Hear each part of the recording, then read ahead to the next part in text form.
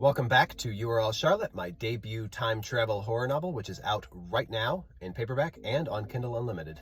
The resemblance was so incredible that at first she might have sworn it was really her.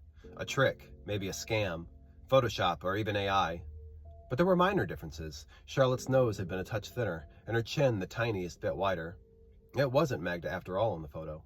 But how could Sarah's grandmother have looked so much like her? It made no sense.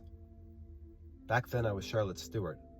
She tapped the name under the photo and took a sip of coffee. That was 2 marriages ago. I grew up in this town, Mount Bonner High School. The old one, before they shut it down and built the new one. Class of 77. Or, well, I should say I would have been class of 77. What does that mean? Magda studied the woman's profile. Her nose, her chin, her eyes, all so much like her own. No wonder she looked familiar.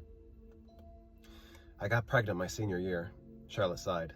I had a stupid crush on this baseball player, Vic Randolph. Cute boy with dark hair, beautiful blue eyes. Well, he took advantage of that crush to get what he wanted from me. And when I started the show, he told me to get lost. Denied ever having anything to do with it. Charlotte smiled thinly. Typical. Anyway, it was the 70s, and you know how conservative people are here. Abortion was legal in those days, of course, but to my family, it was not even a consideration.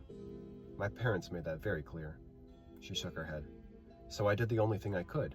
I dropped out of school and waited for the baby to come. I can't imagine being a mom at my age, Magda said. I can barely take care of myself. Well, I couldn't be a mom either, Charlotte continued. Not at 17. My baby was adopted by a family in town. I didn't know who, and I didn't ask. Couldn't handle knowing that my child was out here, somewhere, in walking distance without me. Better to just pretend he never existed and get on with my life. And maybe that sounds like I didn't care about him, but believe me, I've thought about that child every day for 47 years. She sighed.